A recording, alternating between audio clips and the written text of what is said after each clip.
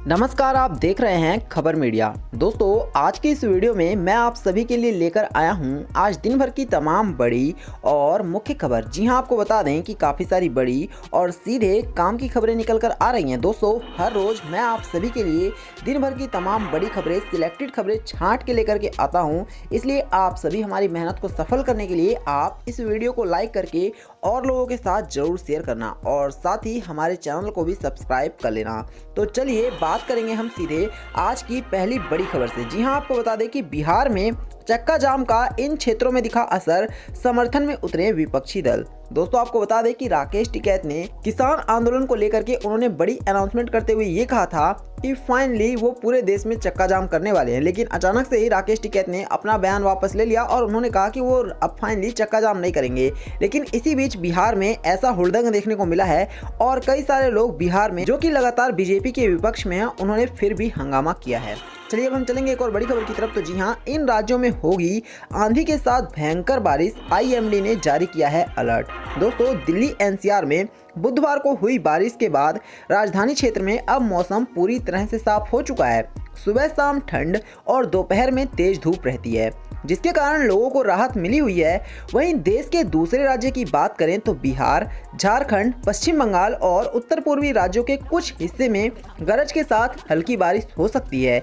इन राज्यों में 7 फरवरी तक बारिश होने का अनुमान जताया गया है। भारतीय मौसम विभाग द्वारा जारी किए गए मौसम बुलेटिन के अनुसार बिहार, झारखंड, पश्चिम बंगाल, सिक्किम, नागालैंड, मणिपुर, मिजोरम और त्रिपुरा में 6 फरवरी को हल्की से मध्यम बारिश होने की उम्मीद है। तो कुल मिलाकर के इन राज्यों के लोगों को काफी डर कर रहना होगा।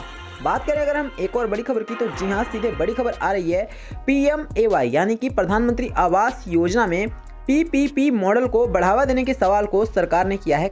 केंद्र सरकार के ग्रामीण विकास मंत्रालय ने साफ कर दिया है कि प्रधानमंत्री आवास योजना ग्रामीण के तहत पीपीपी मॉडल को बढ़ावा देने की योजना नहीं है। राज्यसभा में बीते शुक्रवार को हुए आंतरिक सवाल के जवाब में ग्रामीण विकास मंत्री नरेंद्र सिंह तोमर ने यह बात खारिज कर दी है कि प्रधानमंत्री आवास योजना में सार्वजनिक निजी भागीदारी को बढ़ावा देने की योजनाएं हैं। सरकार के अनुसार यह योजना ग्रामीण भारत के विकास में अहम योगदान दे सकती है। चलिए अब हम चलेंगे एक और बड़ी खबर की तरफ। तो जी हां, अगर आपका भी बैंक में खाता है तो जरा इस खबर को बहुत ध्यान से सुनिएगा। 2 बैंकों के ग्राहक को 28 फरवरी तक लेना होगा नया आईएफएससी कोड, नहीं तो होने वाली है बहुत परेशानी। अब वो कौन से 2 बैंक हैं, जरा ध्यान से सुनिएगा इस खबर को। देना बैंक और विजया बैंक का कुछ समय पहले बैंक ऑफ बड़ौदा में विलय कर दिया गया है। केंद्र सरकार के इस कदम के बाद इन दोनों बैंकों के ग्राहक बैंक ऑफ बड़ौदा के कस्टमर बन गए हैं। बैंक ऑफ बड़ौदा ने सोशल मीडिया के जरिए ये जानकारी दी है कि ई विजया, ई देना के आईएफएससी कोड बंद हो जाएंगे। ये आईएफएससी कोड 1 मार्च 2021 के बाद बंद हो जाएंगे। तो आप सभी अगर इन 2 बैंक के कस्टमर हैं तो जरा जाकर एक बार आप सभी बैंक वालों से जरूर मुलाकात कर लेना। चलिए अब हम चलेंगे एक और बड़ी खबर की तरफ। तो जी हाँ, आप सभी को पता होगा कि पश्चिम बंगाल में बहुत जल्द इलेक्शन होने वाला है। इसी को लेकर हमारी अगली बड़ी खबर है 11 फरवरी को ठाकुर नगर में दहाड़ेंगे अमित शाह, रैली के दौरान महातुआ समुदाय से करेंगे बात।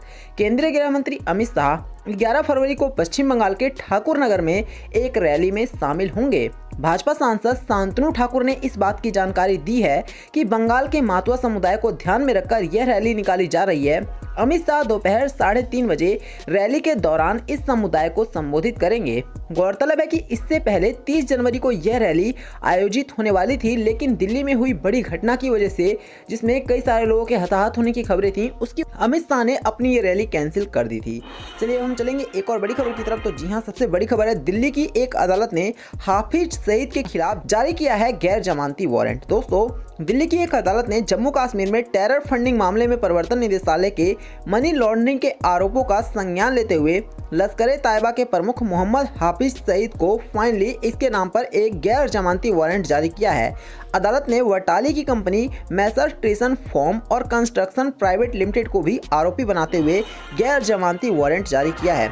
तो अब इस टेरर की खैर नहीं है, क्योंकि इसने कई तरह की हमला किया है, जिसकी वजह से अब इसकी परेशानी बढ़ेगी। चलिए बात करेंगे एक और बड़ी खबर की। तो कोरोना वायरस की वैक्सीन को लेकर सबसे बड़ी खबर आ रही है 12 राज्यों में 60% से अधिक हेल्थ वर्करों का हुआ है कोविड-19 वैक्सीनेशन। अभियान में तेजी लाने के दिए गए हैं निर्देश।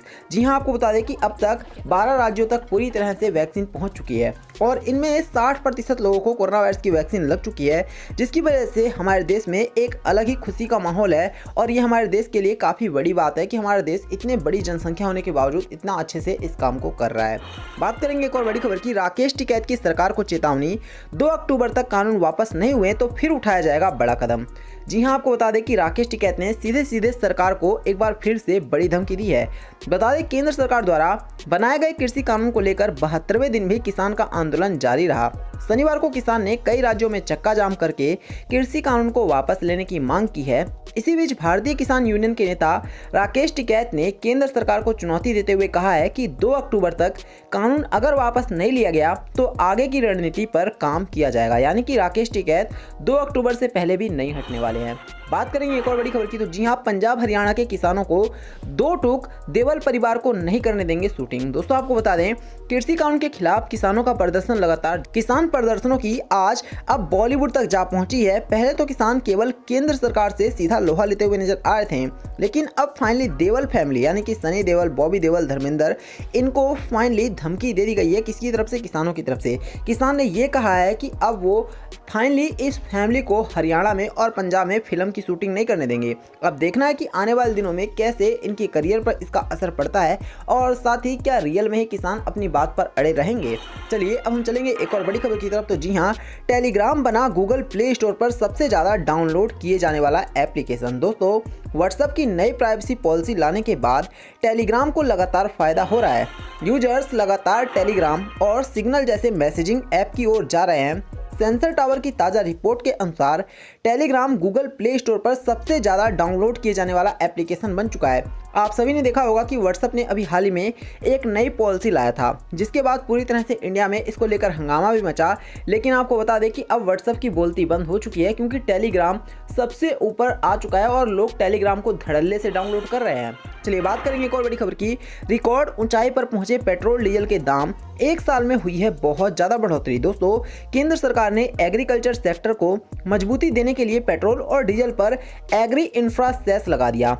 वित्त वर्ष 2021-22 के बजट में पेट्रोल पर प्रति लीटर 2.5 रुपये और डीजल पर प्रति लीटर 4 रुपये का एग्री इंफ्रा सेस का प्रस्ताव रखा गया। हालांकि सरकार की तरफ से यह स्पष्ट कर दिया गया है कि इस सेस का भार ग्राहकों पर नहीं डाला जाएगा, इसे कंपनी से ही वसूला जाएगा। लेकिन बावजूद इसके पेट्रोल और डीजल के दाम बहुत तेजी से बढ़े हैं, जिसकी वजह से पूरी तरह से जनता। बात करेंगे एक और बड़ी खबर की, तो पाकिस्तान अखबारों से सीधे बड़ी खबर आ रही है, इमरान की भी भारत के साथ बातचीत की है पेशकश। विपक्ष ने कहा इमरान के बस की नहीं है। जी हां, आपको बता दें पाकिस्तान से शनिवार को प्रकाशित अधिकांश समाचार पत्रों ने कश्मीर से संबंधित खबरें प्रकाशित की हैं। पाकिस्तान के प्रधानमंत्री इमरान खान ने भारत सरकार को कश्मीर समस्या के समाधान के लिए बातचीत की पेशकश की है। इमरान खान ने कहा है कि अगर भारत जम्मू कश्मीर के विशेष दर्जे को बहाल करता है तो वह भारत से बातचीत करने को पूरी तरह से तैयार हैं। उनका कहना है कि कश्मीर समस्या का समाधान बातचीत से ही निकलने वाला है। तो कुल मिलाकर पाकिस्तान को और साथ ही इमरान खान को समझ में आ चुका है कि अगर कश्मीर का मुद्दा सॉल्व करना है तो बैठकर बात करना होगा, ना कि चोरी छुप के गोली चलाकर। तो यही था वीडियो में। वीडियो को लाइक करना, शेयर करना और